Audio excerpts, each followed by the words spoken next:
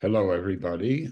I'm Harvey Mansfield. I'm here with my wife, Anna, and our executive director, Andy Swick. This is the program on constitutional government in Harvard's government department. Our guest today is Aaron Friedberg. Aaron Friedberg is professor of politics and international affairs at Princeton, where he's been a professor since 1987. He was educated at Harvard. He got a BA in 1978. Just saying a notable year because he got to have Alexander Solzhenitsyn as a commencement speaker. Also, my son happened to be a classmate of his. And then Aaron stayed on in the Harvard government department and got his PhD in 1986. He's written a number of books, a variety of topics in international affairs. First, The Weary Titan, this is 1985, Britain and the Experience of Relative Decline, 1895 to 1905, sort of a history book. Then 2000, in the shadow of the Garrison State, 2011, The Contest for Supremacy, China and America, and the contest for supremacy in Asia. This, here, China presents itself in his writings. And then Beyond the Air-Sea Battle, 2014, and most recently in 2022, Getting China Wrong.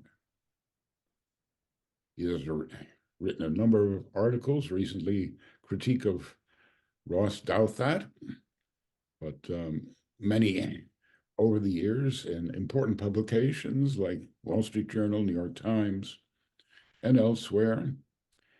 And he's going to give us a talk today on the decline of the West.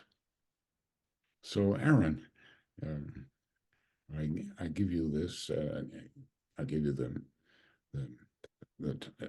it's your the air is for you, and with Oswald Spengler as your as your ghostly inspiration. Well, Harvey, thank you very much. It's a pleasure to see you again, and good to be back in this forum. I think I last was at Harvard giving a talk to your group. I think it was before COVID. Everything in my mind is either pre or post COVID, but I appreciate having the opportunity to speak with you again. This title, I have to confess, it's a little bit of, I think they call it a loss leader, the thing that stores advertise to bring people in and then try to sell them something else. I will have a few things to say about this in a rather general way, although this is not going to be my express topic, and I'm not going to mention Oswald Spengler. If you go back 2 years ago, really, almost exactly 2 years ago, to the start of the present war in Ukraine, immediately following Russia's invasion, it seemed evident that we're at an early stage of a fundamental restructuring of the global economic and political systems, a process of fragmentation out of which would likely emerge two relatively clearly defined geopolitical, economic, and ideological blocks. One kind of axis of authoritarians centered on the Eurasian continent with Russia and China as its principal members, and the other, a looser coalition of mostly liberal democratic states arrayed around the periphery of Eurasia, anchored in East Asia and Western and Central Europe, and led and backed from across the seas by the United States. I still think 2 years on that this outcome is the most likely. And from the perspective of the United States and its allies, I think it would be the most desirable, or at least the least bad outcome. But it's by no means inevitable or foreordained. There are real questions about whether the liberal bloc in particular will cohere or crumble. I have to confess I'm a bit more skeptical or pessimistic about that than I was 2 years ago. And I think that the determining factor in all of this may well be the disposition of the United States. And I'll come back to that at the close of my remarks. if this kind of a pattern sounds familiar, it should. The situation today resembles the one that emerged in the late 50s, or late 40s and early 50s at the start of the last Cold War. In fact, taking a somewhat broader historical view, what we're witnessing is the failure for the third time in just over a century of an attempt led by the United States to construct what's been referred to as a liberal international order, an effort led by the world's wealthiest and most powerful democracies to construct a global system built on the same liberal political and economic principles as their domestic regimes. The first such attempt came at the end of the First World War, when Woodrow Wilson sought to advance his revolutionary conception of a system of states based on democratic self-determination, open diplomacy, free trade, and international law. However, as everyone knows, America's allies and the U.S. Congress balked at this idea. And following the rejection of Wilson's vision, the United States retreated into isolation, and its erstwhile European partners grew apart, clearing the way for the rise of fascism, emboldening aggression, and setting the stage for another, even more devastating conflagration.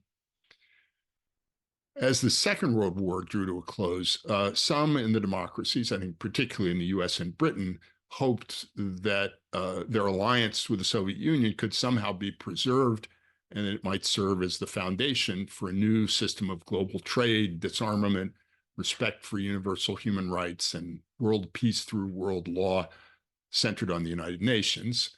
Those hopes, of course, were also quickly dashed.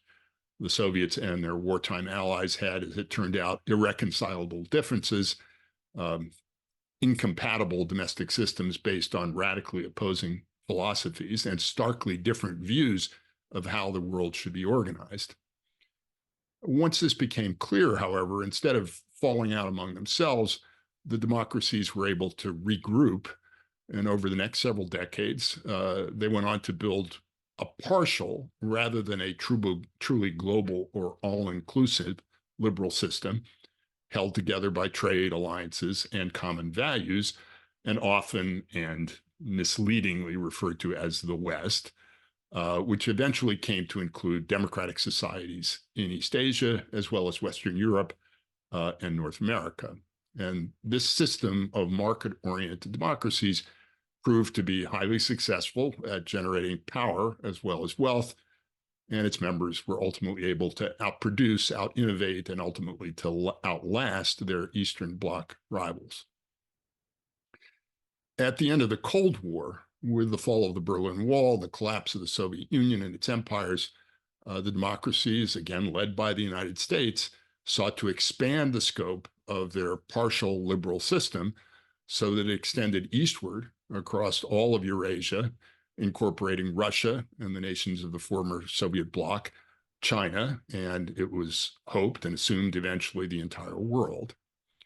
And containment was to be replaced by what the Clinton administration and National Security Advisor Anthony Lake described as a strategy of enlargement. And enlargement was to be implemented through a policy of engagement, a deepening of diplomatic, societal, and above all, economic ties between East and West. In the early 1990s, it was widely believed that the full integration of Russia and China into global markets and international institutions would give them a stake in the stability and success of the existing order, and that they would become satisfied or status quo powers rather than revisionist states. And in addition to moderating their international behavior, widening flows of trade and investment were expected to have far-reaching internal or domestic effects, promoting growth, raising living standards, and easing both Russia and China, it was assumed, down the road towards full economic and political liberalization. Over the course of the past decade, it's become increasingly apparent that the policy of engagement has failed, and that hopes for a true all-encompassing liberal international order have once again ended in disappointment. Both Russia and China today are far more repressive politically, more statist in their economic policies, more virulent in their expressions of nationalism, and more aggressive in their foreign policies than either was when the post-Cold War era began in the early 1990s. So what went wrong? Obviously, a satisfactory answer to that question would go well beyond the scope of what I'm going to talk about today, but let me say a few words about each. In the case of Russia, the outcome was highly contingent. It's easier, I think, to imagine how things might have turned out differently, at least in the earlier stages of the process. But a combination of weak political institutions, a misguided effort to transform the Russian economy into a market-based system through what was referred to indelicately as shock therapy by selling off state-owned assets almost overnight, resulted in a near collapse in the 1990s. And that was accompanied by a lapse into crony capitalism, a slide towards authoritarianism, and the emergence of an increasingly revanchist foreign policy, all of it justified by claims that Russia was threatened from within and without by nefarious enemies, and cloaked in the language of an ever more virulent anti-Western nationalism. And of course, the chief architect and beneficiary of this process from the early 2000s onwards was Vladimir Putin. It's true, as some have claimed, that Putin's policies were motivated in part by fear of the West, but I think what he feared wasn't actually invasion, but rather the encroachment of liberal ideas which challenged the legitimacy and the survival of his own regime.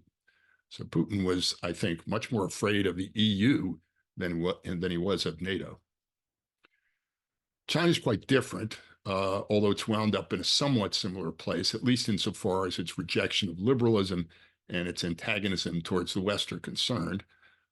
In contrast to Russia, this outcome is not the result of improvisation, but rather of deliberate design. And unlike Russia, which has been in fairly steady decline, the trajectory of China's relative wealth, power, and influence over the past 3 decades has been markedly upwards.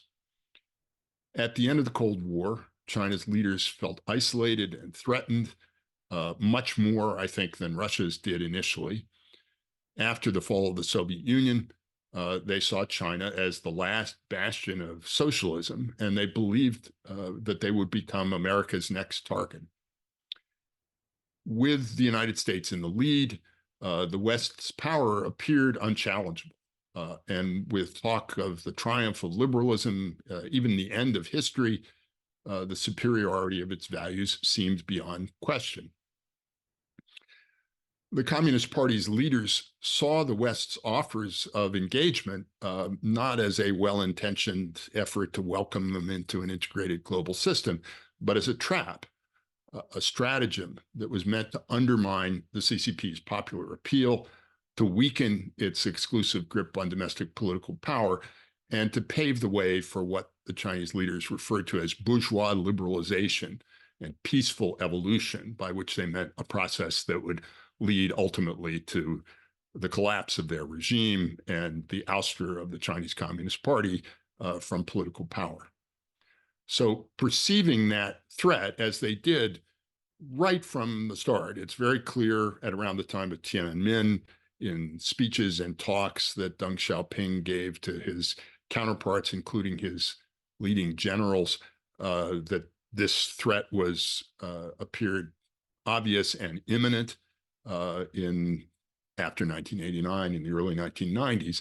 And to deal with it, China's leaders devised a 3-part counter strategy. First, with Deng leading the way, they embraced economic engagement.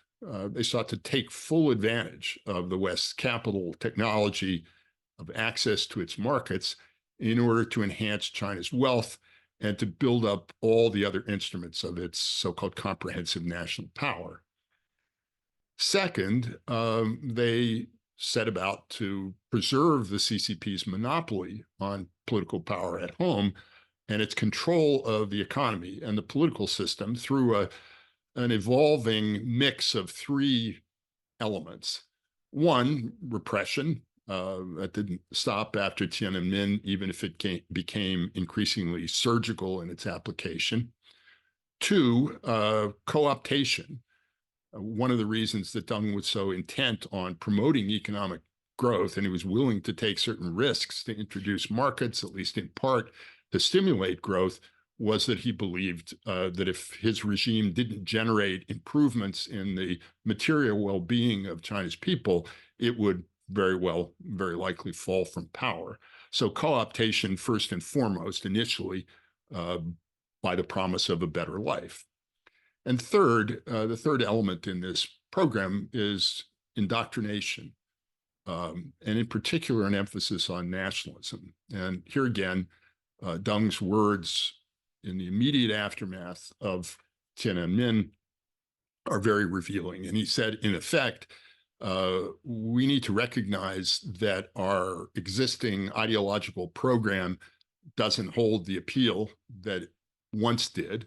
He didn't say all of this in so many words, but I think he was aware that there was increasing cynicism and even hostility towards CCP ideology and rhetoric following the Great Leap Forward, the Cultural Revolution.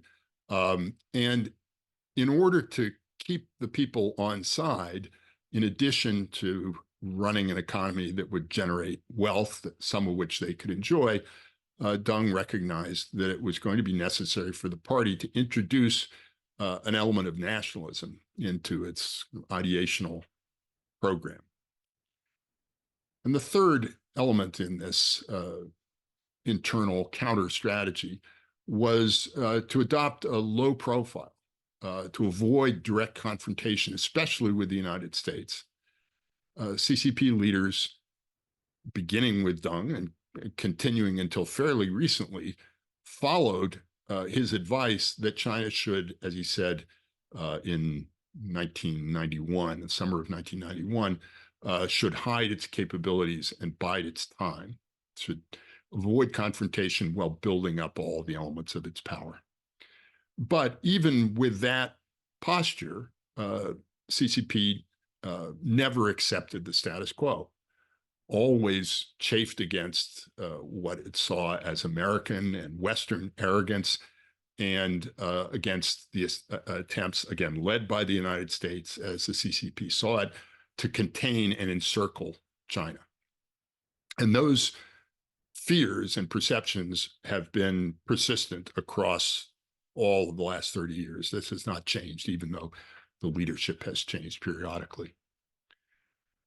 Western analysts differ on when exactly China began to shift towards a more assertive and even aggressive stance. I think in retrospect now, many see the 2008 global financial crisis as the beginning of a real shift in CCP attitudes that grew out of a change in the CCP's assessment of the trends in relative power between China and the West, and in particular the United States. And there was a view that the West had stumbled. The United States in particular had sort of led Western countries astray with its free market ideology, and China, at least initially, appeared to have navigated successfully around the worst effects of the crisis and seemed to be rising more rapidly, perhaps, than had originally been thought possible, while the West seemed to be headed towards a period of stagnation and even relative decline. So it looks like it really began around this time, the shift, because accompanying that change in perception were the beginnings of a change in attitude and behavior towards other countries, referred to initially as kind of increased assertiveness on China's part, and initially directed primarily towards its immediate neighbors, and especially focused on maritime disputes with China, the Philippines, Vietnam. The U.S. wasn't as explicitly the target right at the beginning. The second event, I think, which accelerates this shift is, of course, the advent of Xi Jinping to power. He emerges at the end of 2012 and start of 2013 as the maximum leader. And under his rule and at his direction, the CCP abandoned hide and bide, and stopped using that terminology, evidently even in internal documents, in favor of what she referred to as striving for achievement. And Xi has become increasingly vocal about his aims and increasingly vigorous in pursuing them. It's clear that he intends to propel China to the top ranks of world power. I think his predecessors did as well, but he now says so. Equal or superior to the United States in terms of economic, technological, and military capabilities. It's clear also that Xi aims to pursue policies that will constrain the power and limit the influence of the United States and its allies, and preferably divide them against each other. He is now very outspoken in a way that his predecessors were not. They, I think, thought this way, but they hesitated to say it openly. And Xi doesn't have that caution anymore in challenging the applicability of what the CCP leadership now labels so-called universal values.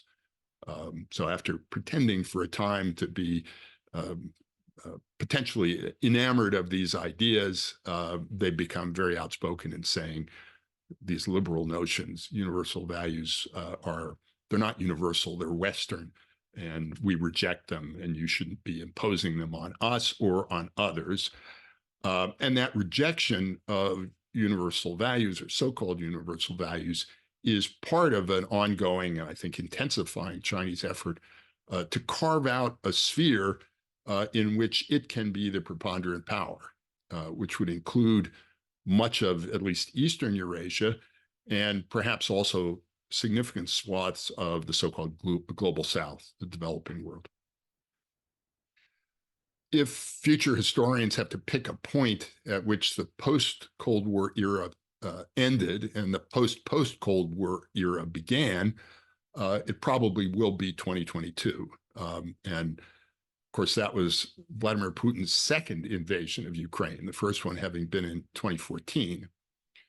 I think the war has acted as an accelerant of tendencies that were already beginning to become visible. It certainly marks the end to any remaining hopes of constructing a fully unified global system, at least for the foreseeable future. And I think it also marks the beginning of an increasingly obvious division of the world into opposing blocs along the lines that I spelled out at the beginning. Regarding the authoritarians, the war has completed Russia's excision from the rest of Europe, driving it further into China's arms, and European countries that had been very reluctant even after the 2014 invasion of Ukraine to, for example, to reduce their dependence on Russian oil, have moved considerably in that direction, and in other regards too, to put up an iron curtain, to coin a phrase, between themselves and Russia. The war has also deepened ties between Russia and China, which were already well formed and growing strong, and had been really since the start of the century. And there are various points at which that process accelerated, but I think the war in Ukraine further solidified that relationship, and also made very clear, if there was any doubt before, that China was unmistakably the dominant partner of the two. China's continued support for Russia, in turn, has made clear the importance it attaches to what is effectively, if not formally, an alliance. I don't think there was any chance, despite what some well-intentioned people believed back in February 2022, that somehow Russia could be peeled away from China, and China might join the rest of the civilized world in imposing sanctions and other measures on Russia to discourage it from continuing with its invasion. That was never going to happen, in part because, as some Chinese strategists will now say, they feared that if they were to back away from Russia and allow it to go down and be defeated, the United States and its allies would then turn all of their attention to China, and they didn't want to be isolated And so they've sought to take advantage of Russia's weakness, for example, to extract better terms for deals on grain exports, energy exports, and so on. The war has also heightened cooperation between Russia and two lesser authoritarian powers, Iran and North Korea, both of which have provided it with substantial military assistance, something that China has been cautious about doing, at least in any overt way. And these two are kind of junior members in this axis of authoritarians, but not without means. As regards the democracies, at least in its opening stages, the war appeared to have mobilized all three of the vertices of the democratic strategic triangle and heightened cooperation among them. The United States, of course, was already heavily focused on China and on the Indo-Pacific, and the war in Ukraine has compelled it to pay renewed attention to Europe and the threat from Russia, as well as this growing threat in Asia. As regards the Asian democracies, of course, these countries have for some time been growing increasingly alarmed about China. Japan, Australia, South Korea, Taiwan, the Philippines have all taken steps to enhance their capacity for self-defense. And again, these tendencies were already present, but I think they've been given an additional boost by the spectacle of Russian aggression. Because war in Europe has heightened the perceived probability, plausibility of similar conflict in the Indo-Pacific, and in particular over Taiwan, although that's not the only relevant scenario, something which people recognized in the abstract, but which they have now seen before their eyes. And I think these recent events have stimulated a sense of ideological and, to a certain extent, strategic solidarity with Europe. If you talk with European counterparts, at least some of them, and they're more in some places than in others, they use language now to talk not only about Russia, but also China, that they would have turned up their noses at as a kind of American flag-waving, drum pounding. And now they talk in very similar terms, saying that these two countries, China and Russia, are both authoritarian regimes. Such regimes are inherently aggressive, cannot be trusted, need to be opposed, and we need to cooperate among ourselves in order to oppose both of them. And Asian countries have been willing, even eager, to at least make some initial kind of symbolic gestures, sending representatives to the recent NATO summit, which is something that hadn't happened before. Japan proposed that NATO should open an office in Tokyo, which got sidetracked, I think, over French opposition, but I don't think the idea is totally dead. Not surprisingly, given the proximity of the threat, the war has had the biggest impact on Europe. NATO has expanded now to include Sweden and Finland, something which people had talked about periodically in the past, but never seemed very likely, and now it has come to pass. Key countries in Europe have also made commitments, at least, to raise their defense spending in fairly significant ways. And at least so far, there has been an unprecedented level of coordination with the United States regarding the supplies of arms, but also provision of intelligence, the details of which are not, I think, fully public, which have played a significant part in helping Ukraine stay in the fight, and the U.S. has worked with its European allies towards that end. But the war has also resulted in a hardening of European attitudes towards China. There is greater recognition of the dangers of excessive economic dependence on a potentially hostile power. And as I mentioned, the example of European dependence on Russian energy is very much in people's minds, and it makes much more plausible concerns which started to become visible at the time of the COVID pandemic about depending on China for a variety of products and materials, Of course, at that time, it was masks and precursor chemicals for various kinds of pharmaceuticals. But the concerns now have, I think, begun to expand to include semiconductors and other more high-tech products. There's intensified concern in Europe over protecting critical technologies and emerging industries from China's predatory policies. Again, this is something the US has been pushing. I think Europe has been somewhat behind, but there's been more movement in this direction in the last couple of years because of recent experience. And there's a growing acknowledgement of the fact that European countries have a vital interest in deterring Chinese aggression, again, at least at the level of rhetoric, whereas previously you might have found in conversations with European counterparts that they would say, our interests in Asia are exclusively commercial, and you guys, you Americans, and your Asian allies can worry about the strategic issues. That doesn't really directly affect us. That's no longer the attitude, if only because there's a recognition that if there is a large-scale conflict in Asia, the effects will be dramatic and will touch Europe, regardless of the policies pursued by European governments. So the stage seems set for a further consolidation of this democratic bloc. But this is not assured, and I think it's come increasingly into question in the last couple of years. Domestic politics, divergent economic interests, differing perceptions of threat could still pull the democracies apart. And there's some evidence that those factors are beginning to have this effect.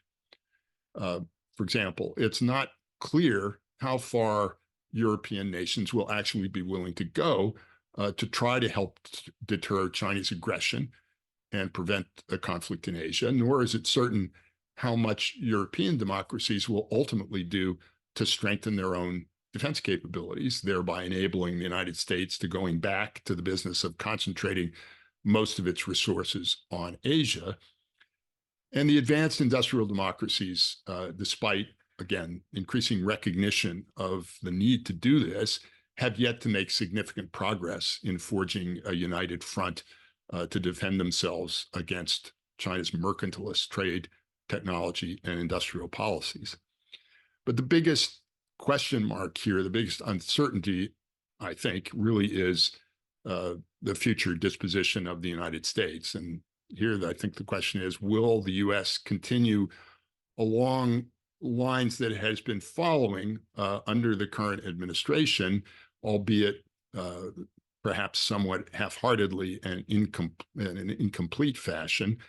For various reasons, the current administration has been reluctant, for example, to undertake really significant increases in defense spending. And it's held back from taking steps that would increase the separation between the American economy and China's economy. There's been resistance, for example, to the idea of imposing constraints on outbound foreign direct investment.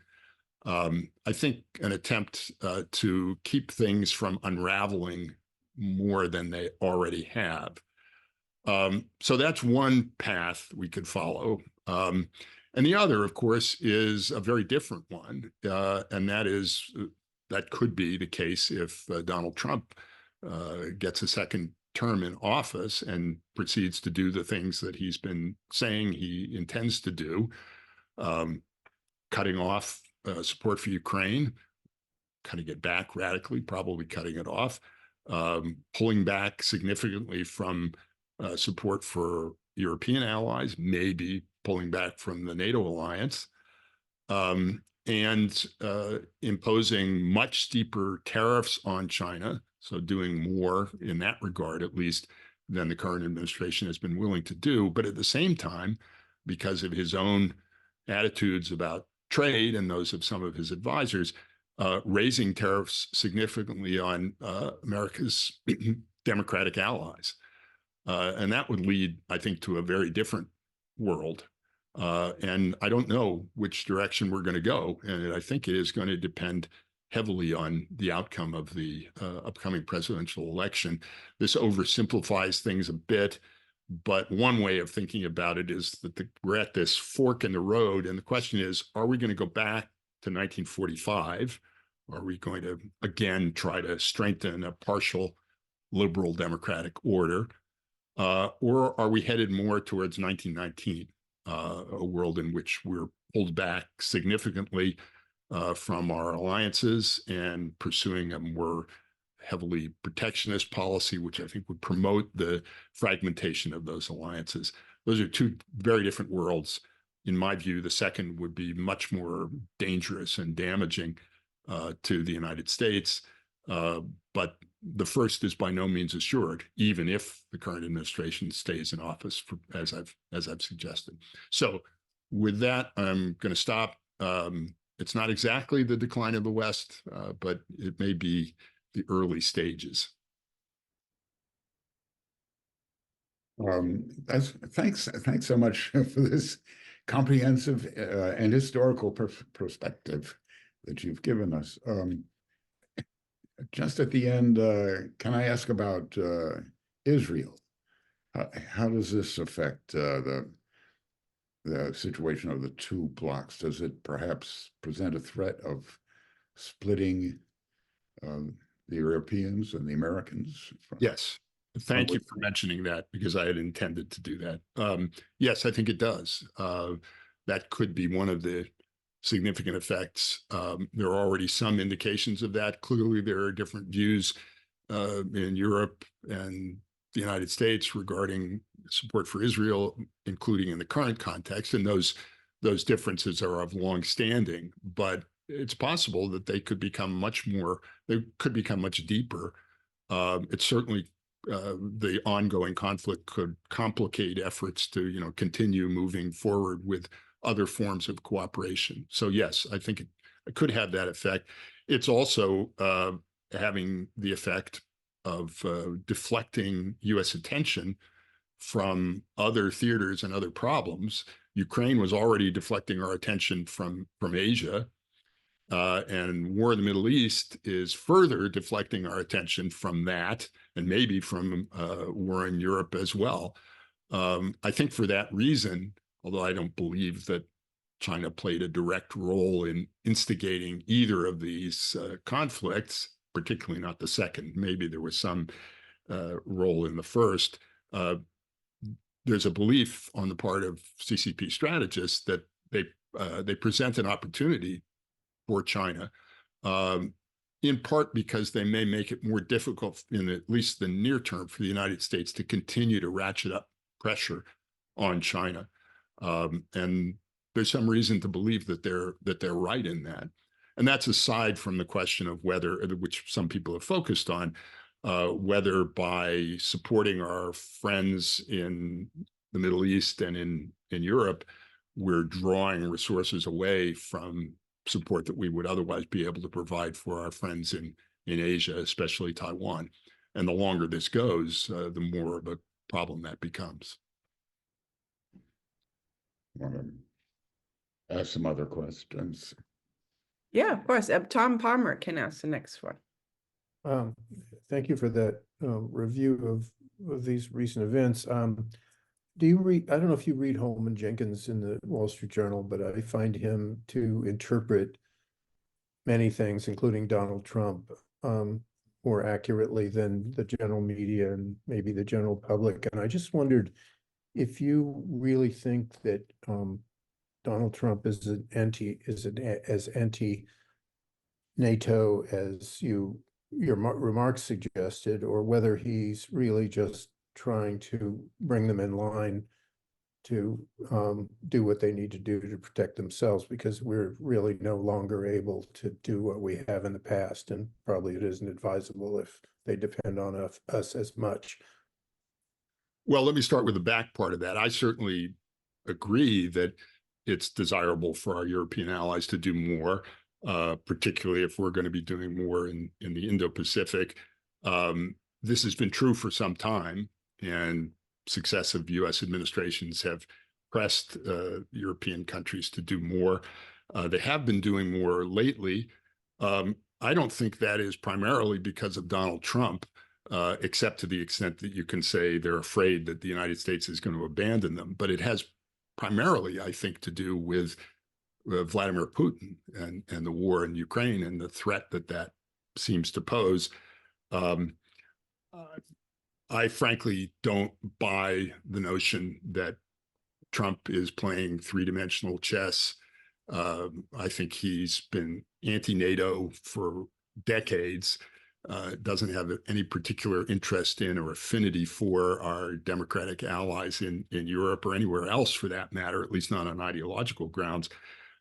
So he's happy to take credit or claim credit for this increase in European defense spending, but I don't think that's the real reason why it's happened. Moreover, whatever his intentions might be, I think if the United States were to kind of pull the rug out from under our allies in Europe and back away from support for Ukraine, the effects are difficult to predict, but they would not be positive. I mean, for one thing, in the short term, Ukraine would be crushed by Russia because I don't think the Europeans on their own have the capacity to prevent that. They're doing a lot to try to help Ukraine, but we're, of course, the critical player.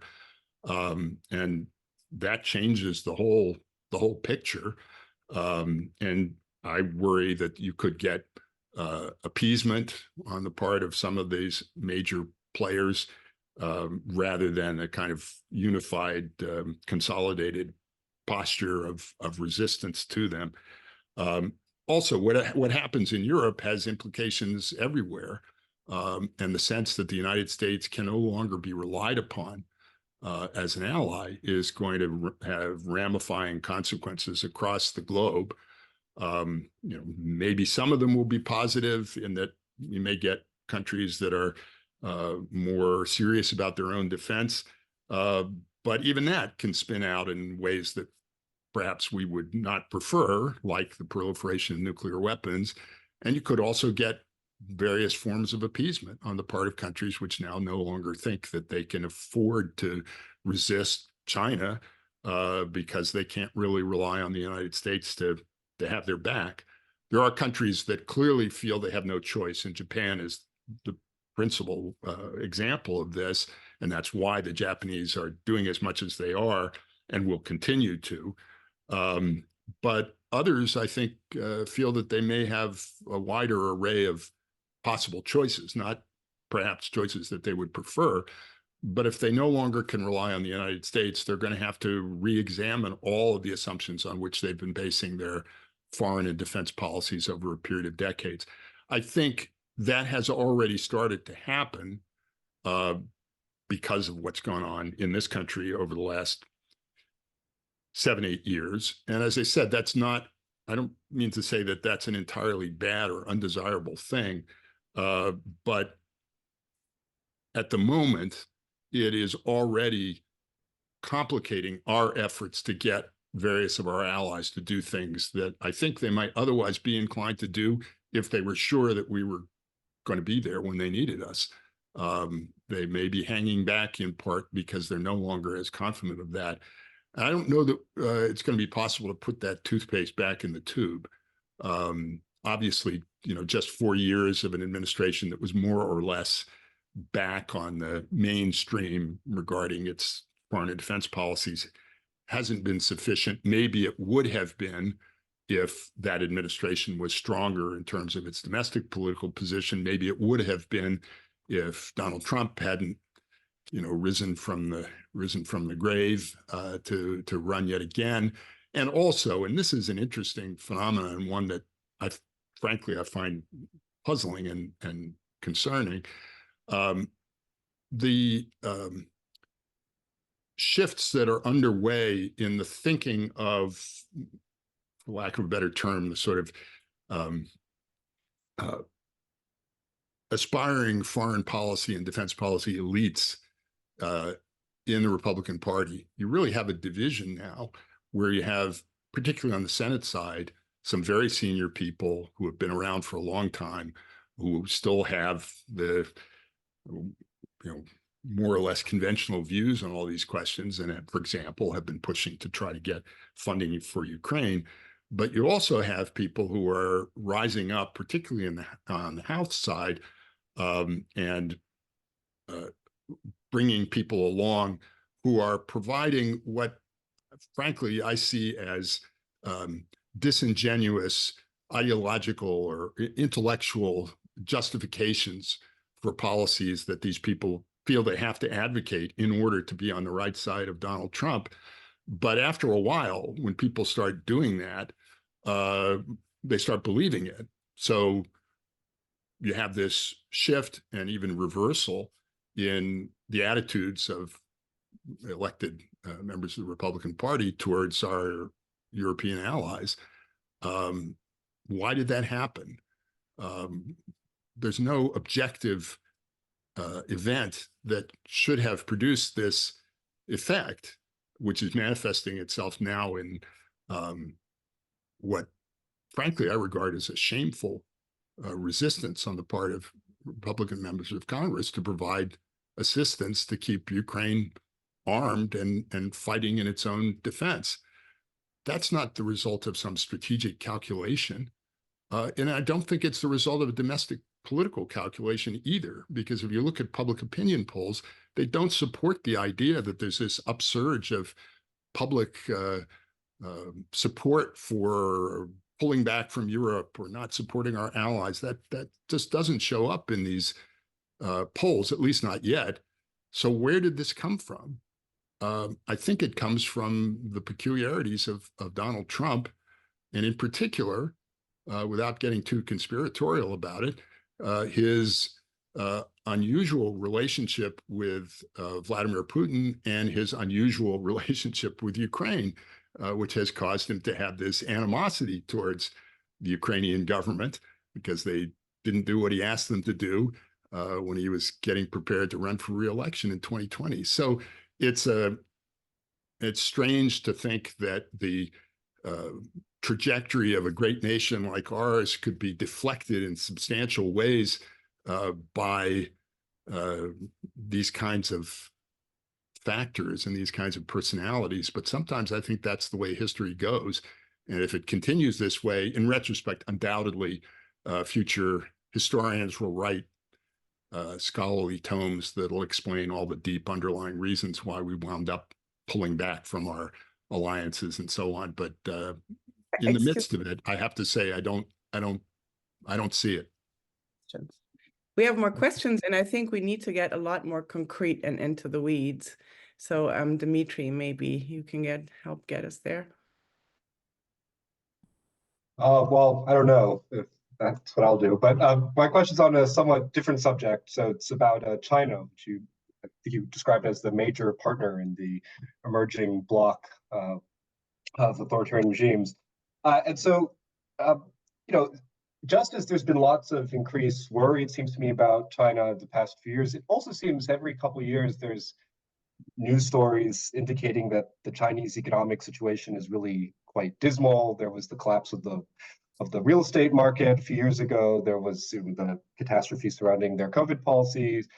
And so people, just as they're very worried about increasing signs of aggression from China, they're also, other people, or maybe sometimes the same people, are suggesting that the Chinese economy is really quite weak and unstable. And so if that's true, the Chinese economy is going to falter dramatically, which has been promised many times in the past 15 years. So maybe it's not true.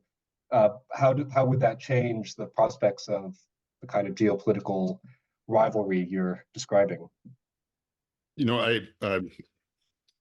always have to quote, I guess it's Godfather 2, where there's the Meyer Lansky character, and someone says, he had a heart attack, and the response is, well, he's been dying of the same heart attack for 20 years.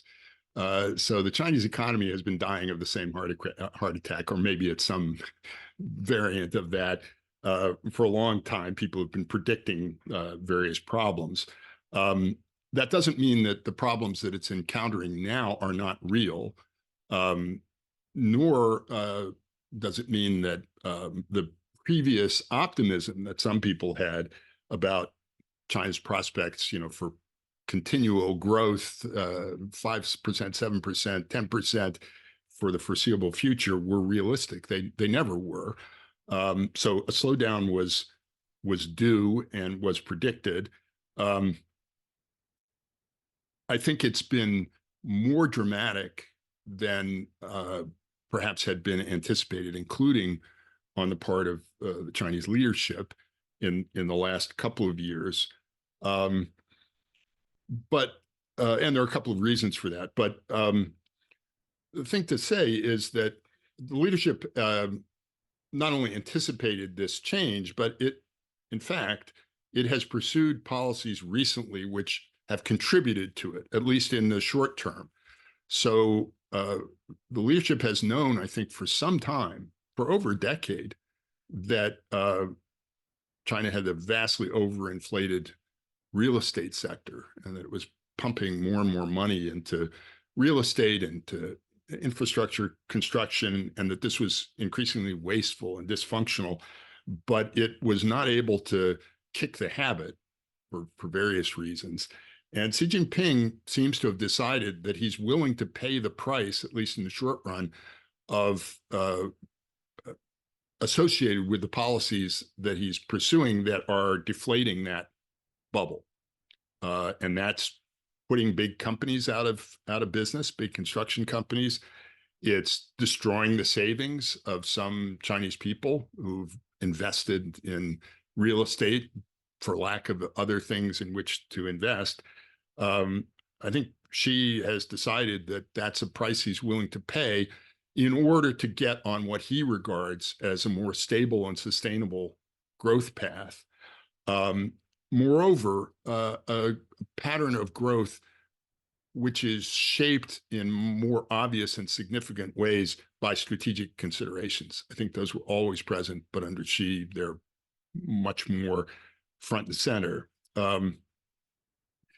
To reduce China's dependence on the West, on Western markets, Western technology, the pursuit of so-called technological self-reliance, Western capital, at least in the long run. All those things are driven, or the desire to do all of those things is driven by strategic concerns, by a desire not to be vulnerable to US-led Western pressure that might be imposed on China in response to some action that it might take. What are going to be the effects of slower growth on China's external policies? Because I do think we're in for now, we've arrived at an era of slower growth. It's a question of how much slower it's going to be. I'm very skeptical of the sort of peak China motif.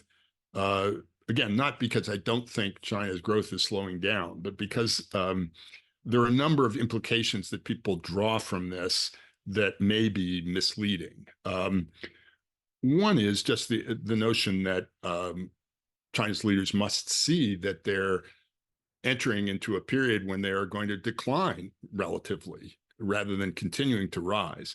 And that for that reason, they may see themselves facing a window of opportunity, which they must jump through before it closes.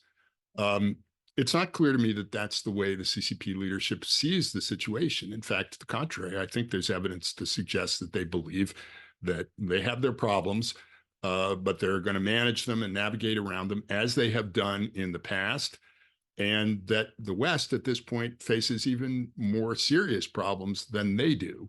And I think that's they're betting a lot on that, and they talk a lot about it, political division in particular, that will interfere with the ability of the United States and its allies to oppose them.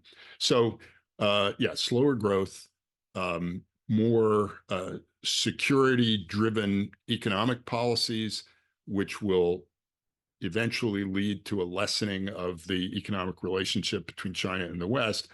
But I think a kind of overall, not a softening in their overall attitude, but maybe in some ways even a hardening further, because if they're facing an era of slower growth, if they're not able to offer as much on the co-optation side, as I described before, what you would expect to see is more repression and yet more nationalist indoctrination. And I think that is, in fact, what we're seeing. One last thing to say, at least for the moment, China, much as they might like it to be otherwise, they are still very heavily dependent on the markets of the advanced industrial democracies. And one of the things that they're doing now to try to pump up their economy and keep growth on track is to boost exports of, particularly of manufactured goods.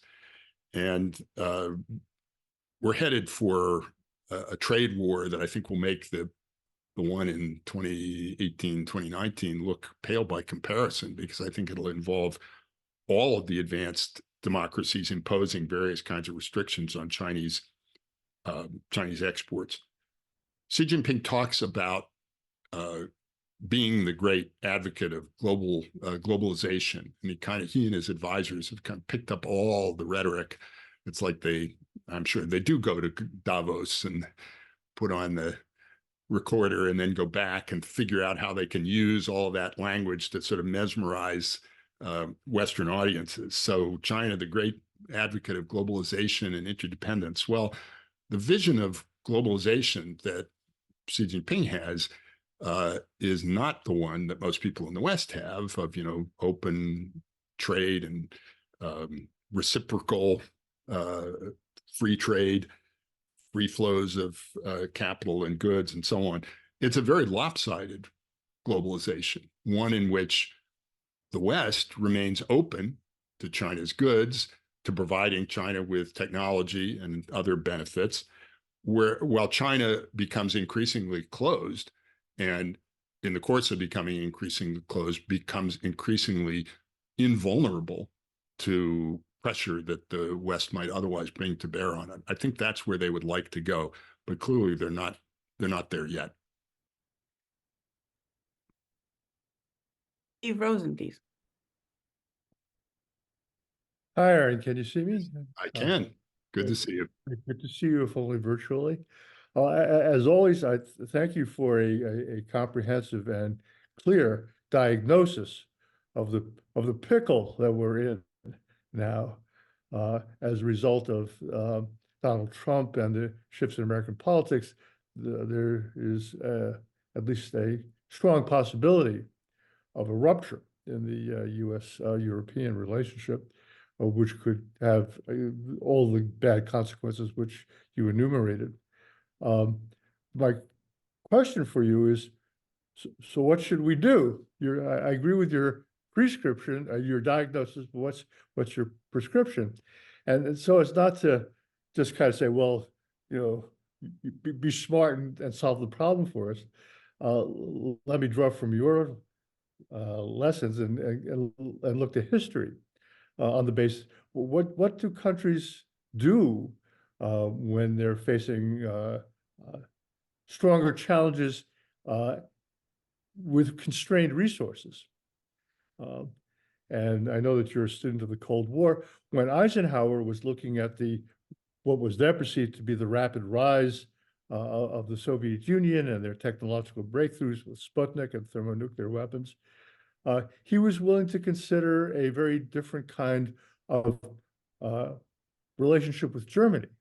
He became a strong advocate of German rearmament and even was willing to accept the stationing of American nuclear weapons on German air bases, on German airplanes with German pilots, as part of a quiet but very real effort to redress the balance by giving more capabilities to Germany. That was the period also when we put nuclear weapons on Taiwan. And as you know, because of your intensive work in Washington, our Japanese friends quietly come and ask us, well, America, what do you think about whether or not we should revisit our nuclear nodes, our unwillingness to produce nuclear weapons, have nuclear weapons, or allow nuclear weapons to be stationed? The other thing which countries have done here, I'm really drawing on your knowledge of the British Empire, is to build up a military force which is not critically dependent on allies.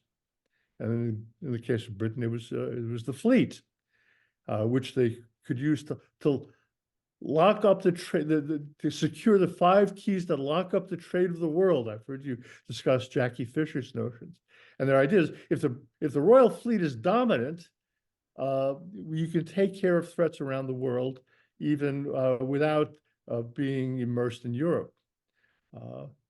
And there is the possibility now that the United States might be able to control the new decisive area of the world, which is space. And there's some very interesting activities going on to radically increase the ability to do things from space, which we used to do from allied bases and forward positions. Not that this does away with, the need for other forces, but it radically shifts the relationship. But these are my harebrained ideas about what we would do, other than make sure that Donald Trump doesn't get elected president. I mean, that's the real thrust of your argument. If Trump becomes president, bad things will happen. We should make that not happen, but he might. And I think the problem in American foreign policy is broader than Trump. I mean, you didn't mention in your talk the shifts on the American left, the Bernie Sanderses, and the obvious desire to limit military spending so as to maintain and expand entitlement programs. So we're not going to solve the problem, I don't think, by saying, well, let's spend twice as much on our defense budget.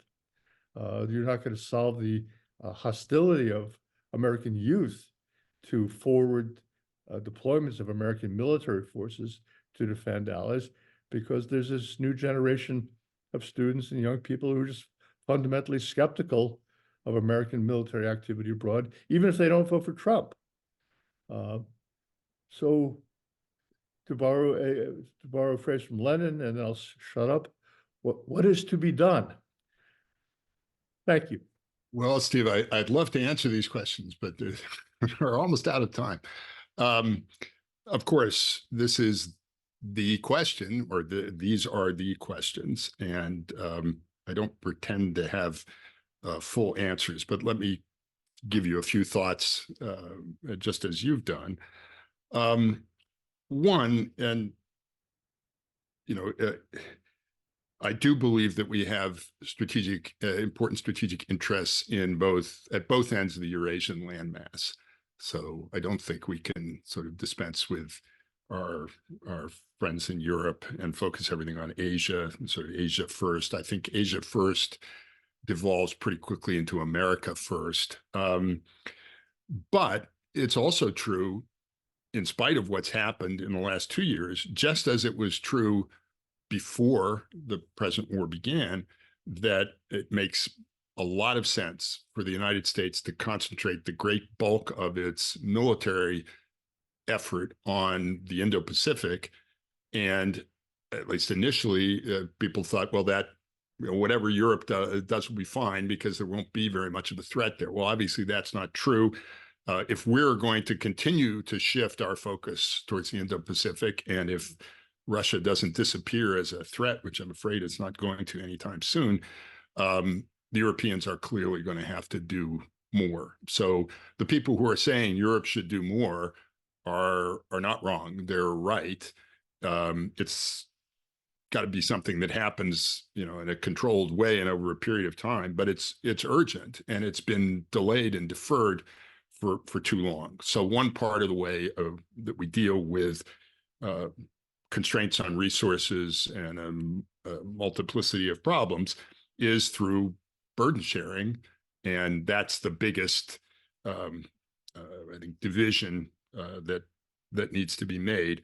You mentioned nuclear weapons, and I do think this is an issue which is coming back to the fore. This is something you've been saying for a while, so you wait long enough, and all your predictions come true. But you've been saying this, and you're right. nuclear weapons continue to be extremely powerful instruments. Even if we thought we were on a path to getting rid of them, as serious people in this country believed that not much more than a decade ago, that's clearly not happening. And what's been happening over the last 20, 30 years is that all the worst people in the world, or the worst regimes in the world, are the ones who are trying to, and in some cases succeeding in getting nuclear weapons.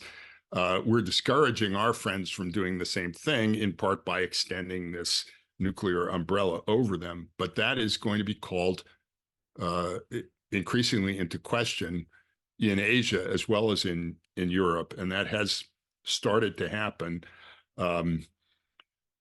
The things that China is doing are, I think, particularly its rapid expansion of its own nuclear capabilities, are starting to bring this question more to the fore. And yes, the Japanese are the ones who have thought most about it.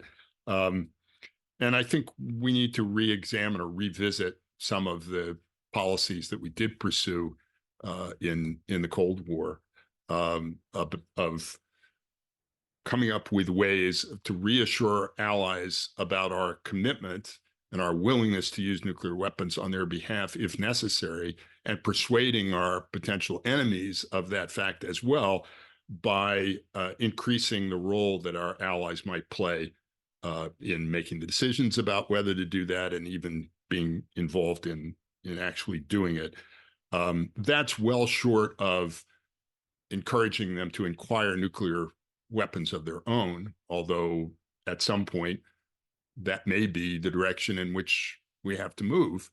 But it would be preferable that it be a controlled, strategic, deliberate set of policies that would lead to that outcome, rather than a kind of a desperate scramble that was the result of a collapse of confidence in our resolve and in the viability of our security guarantees. So yes, nuclear weapons are going to have to play a role there. And that's, in some respects, that is similar to the situation that prevailed during the Cold War with the Soviet Union, in that in China, in Asia, we're up against an opponent that can generate enormous mass, and we're not going to be able to match that mass.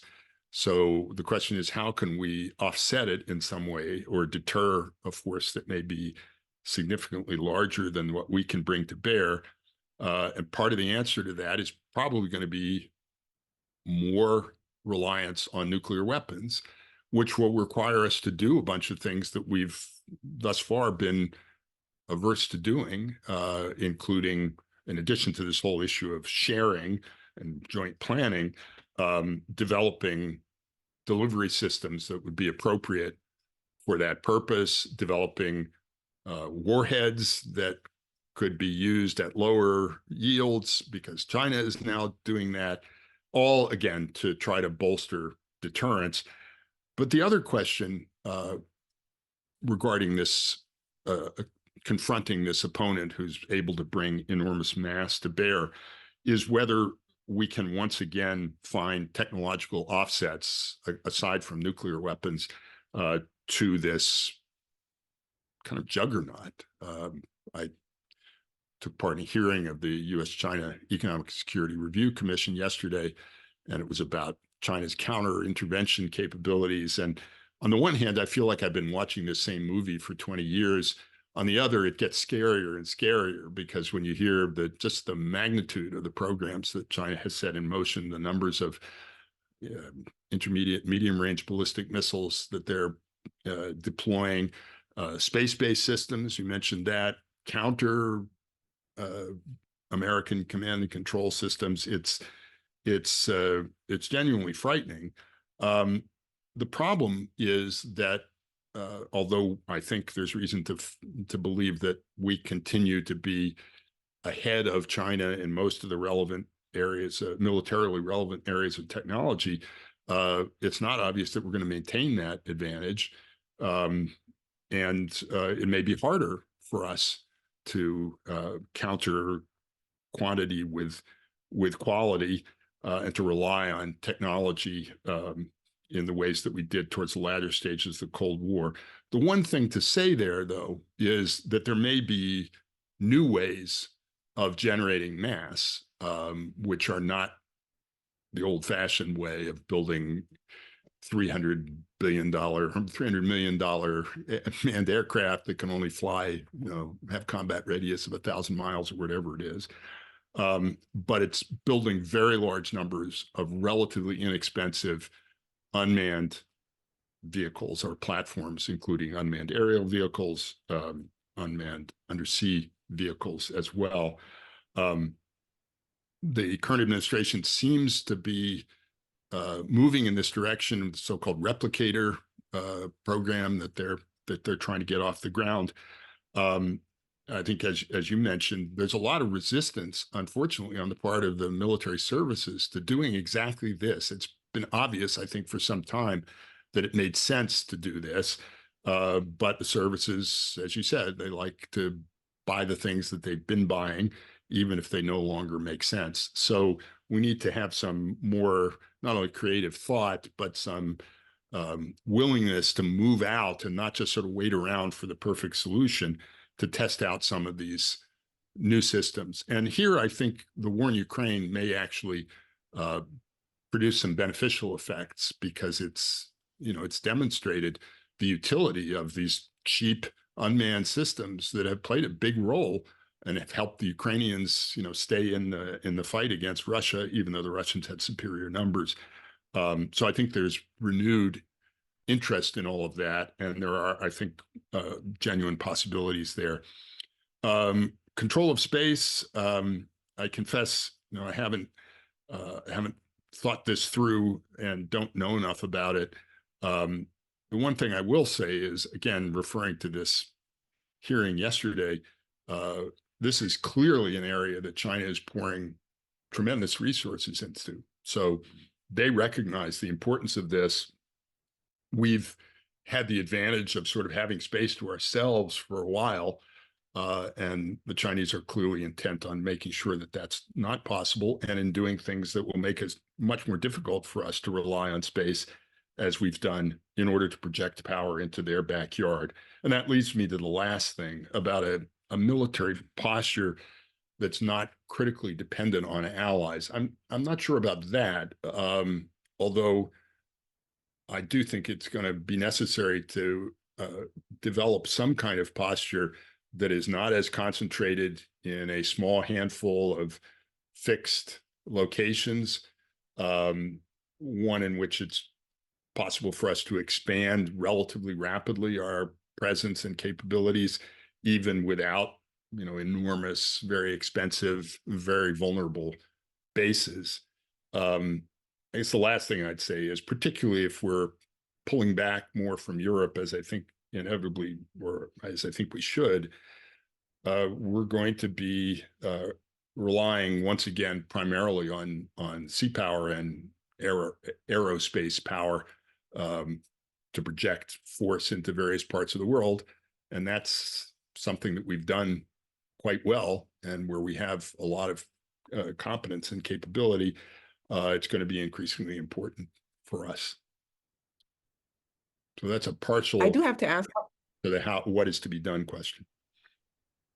what's the best case scenario that's realistic in Ukraine for winning, or for, I don't know, a ceasefire, or for some negotiated settlement, considering also the public opinion in Europe? We have elections coming up. Germany is definitely on the decline generally, and it's not looking so good. You haven't talked about very concrete things that would have to happen and how this war would be winnable. I am curious about that. Well, I'm not sure it's winnable in the ways that it might perhaps have been if we had been more prompt with our provision of certain kinds of weapon systems.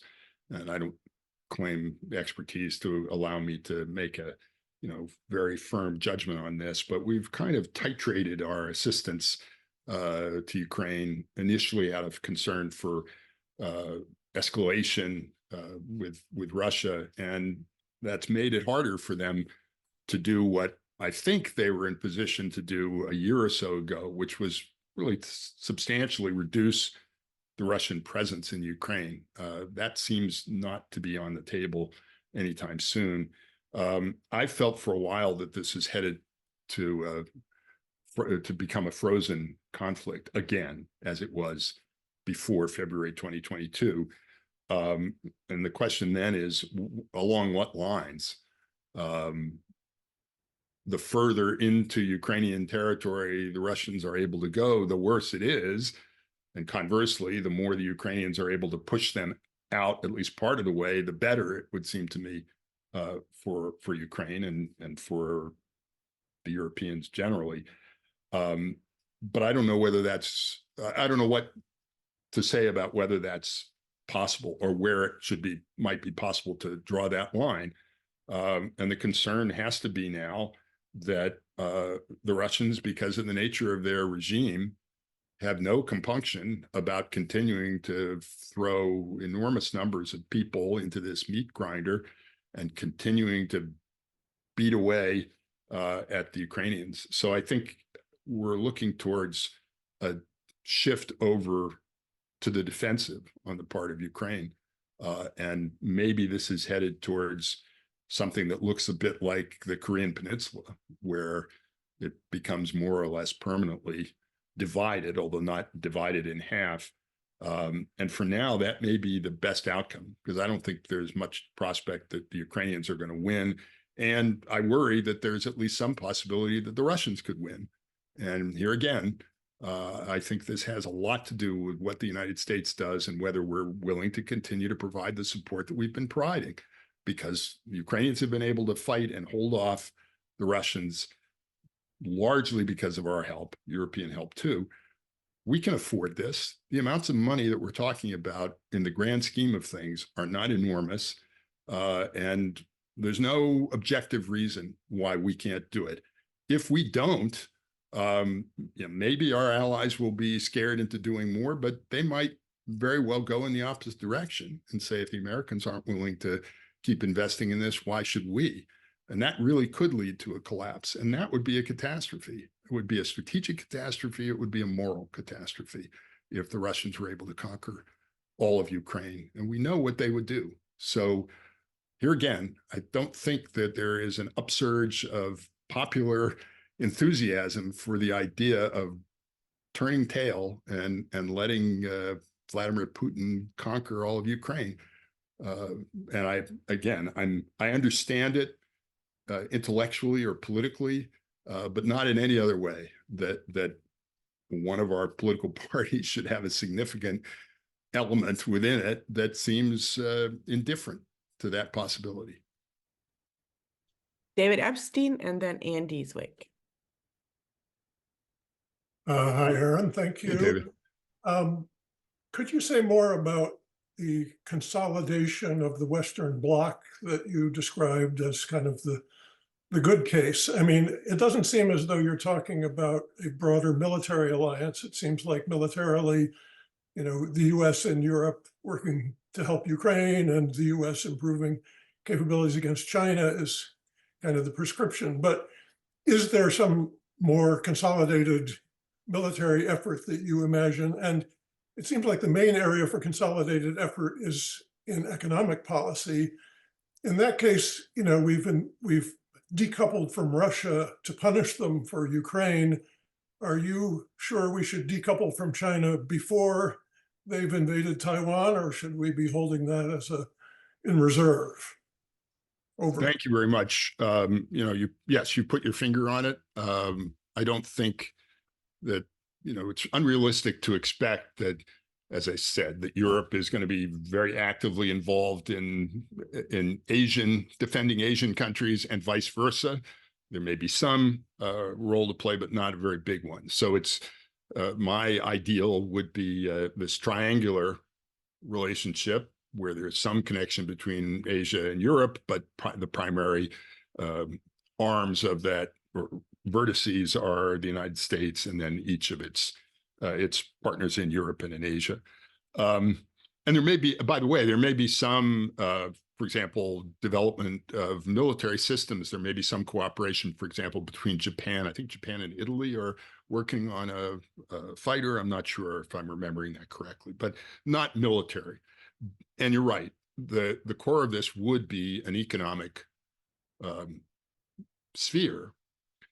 And the question, I think, would be how closely interwoven would be the members of that system, who would be part of it, first of all, how closely integrated would there be, and even more importantly, how high would be the barrier between them and China. And I don't think, I don't think decoupling is a realistic prospect, certainly not anytime soon. If it happens, it will be the result of some very dramatic upheaval, and it will have enormously disruptive effects. But ideally, I think we should be moving further in that direction.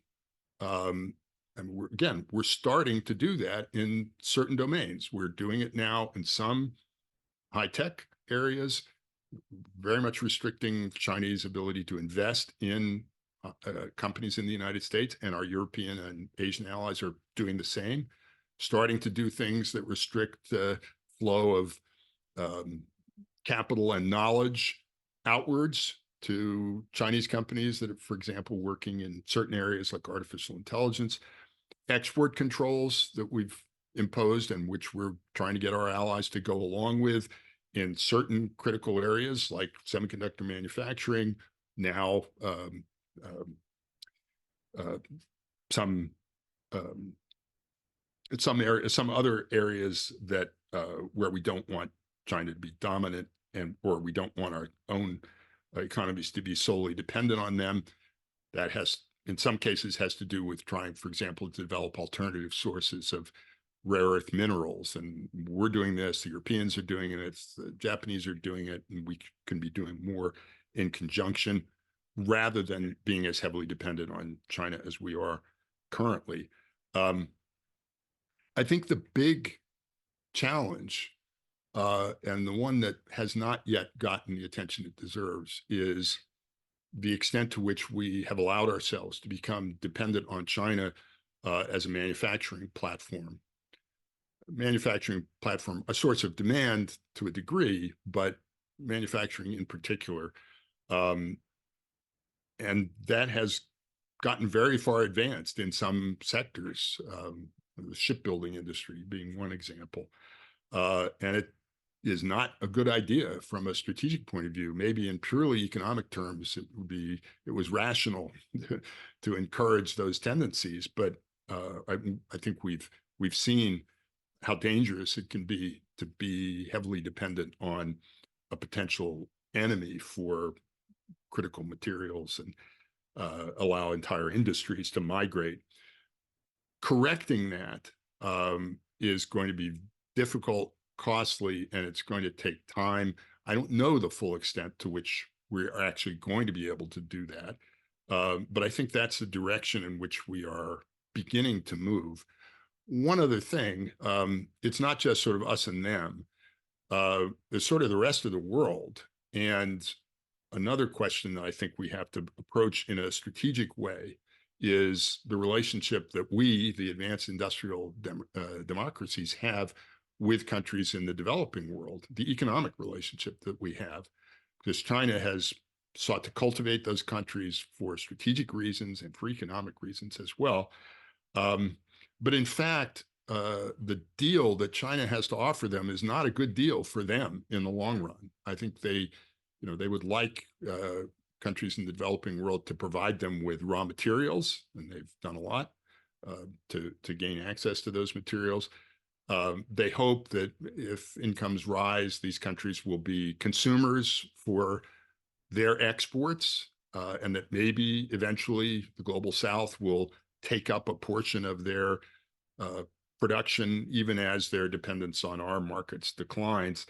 But given the kinds of industrial policies that they've pursued, they are not interested in seeing these countries develop their own industries at the lower levels of the technological ladder, if you like. So it's not, China's going to move up and other countries are going to fill in behind them and manufacture some lower tech products. The Chinese seem to want to dominate everything. And that leaves very little room for developing countries to develop. It may sort of deindustrialize them. And there, I don't know exactly how we do it, but it seems to me we could conceivably offer something better, which may not be as attractive in the near term because it's not suitcases full of cash to build stadiums, but in the long run might provide a better opportunity for these countries actually to develop and become more integrated into our system. So that's the other part of it. So overall, I think what we need to be thinking about is increasing the fence around the economies of the advanced industrial democracies, and increasingly integrating among ourselves, increasingly integrating to the extent we can countries in the global South as we are more insulated from China. And I think that's going to be a struggle because the Chinese clearly don't want any of those things to happen. This is the last thing to say, just sort of editorializing, but I don't see that we currently have an economic strategy that answers to the name, because I don't see what the objective of our economic policies towards China currently are. Are we hoping to, we were hoping to persuade them to behave differently or to gently pressure them to behave differently. If we don't think that's going to happen, what are we trying to do now? And if we've, as I think we need to, if we've abandoned this dream of the fully integrated global economy, what's the alternative vision that's going to motivate us and drive what we're doing? As I said, I think the answer is, because we've done it before, some version of what we did during the Cold War, a partial integrated system made up of countries that are generally committed to liberal principles, economic and as well as political. But I don't think we've really started to think that through in a serious way.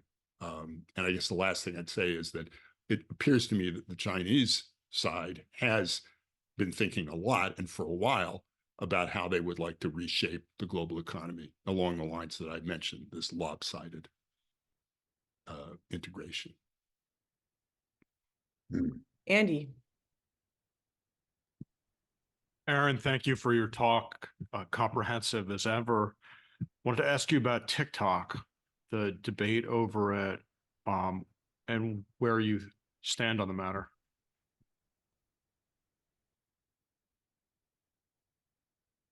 It doesn't make sense to me that a company that is susceptible to the control of a government which is profoundly hostile to us should be allowed to play such a prominent role in our kind of information sphere. As people have pointed out, we have laws that require or that forbid foreign nationals from owning things like radio and television stations and newspapers. That's why Rupert Murdoch is an American citizen. It seems to me something similar might apply to these new kinds of platforms if they are, as I said, susceptible to the control of a hostile power.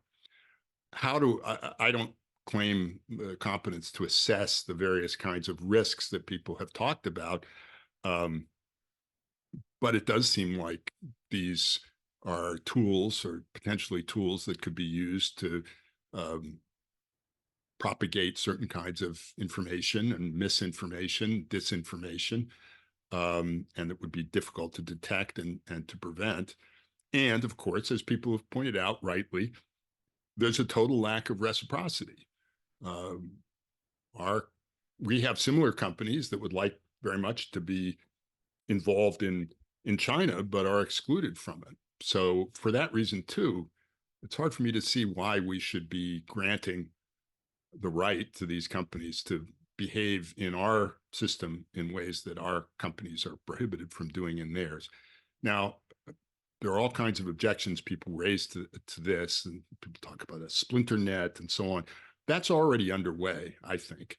And the Chinese side has effectively, or to a large degree, has created an information sphere that is semi-permeable, where they can control what's coming into it, but they can send out what they want to send out into our information sphere.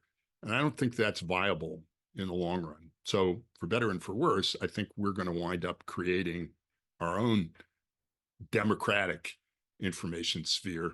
I think the last thing to say here is I don't think we've seen yet the full extent of what China might be willing to try to do to interfere in our political systems. We know what the Russians have tried to do, and they're, kind of the meat cleaver approach. Chinese have been much more cautious, and I would expect them to be much more careful, but they have a profound strategic interest, just as the Russians do, in trying to weaken and to a certain degree destabilize our domestic political systems. And they recognize the extraordinary power of these new tools. And I see absolutely no reason to think that they will refrain from using them. And we may see that coming up this year. Apparently, there was some evidence of it in the past two elections, but there may be much more yet to come.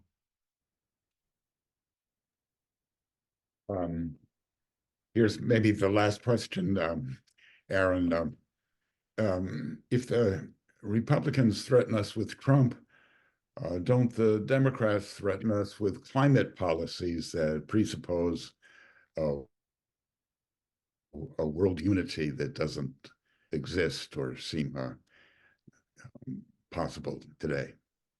Yes, and really, there is back to 1945, there's back to 1919, but there are people who think we can go back to 1991, or think, oh, we have to go back to this because of the urgency of dealing with the climate problem, and it's just crazy to think about segmenting the global economy and so on. And those are people you find primarily in the Democratic Party. So one of the reasons that I'm not hugely optimistic is I don't see the confluence of interests and support for what seems to me to be a sensible package of policies, which would be kind of in the middle of this spectrum.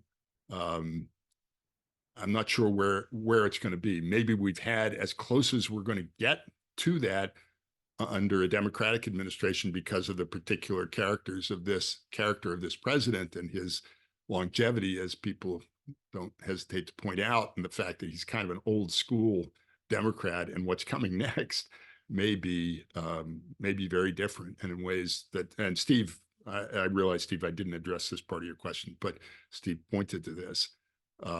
So is there a middle here that's willing to support something resembling the kind of role that we've played in the world for the last 80 years? I hope so, but I'm not confident. And I have, as little use as I have for Trump, I don't have great enthusiasm for the Democratic Party as a party either.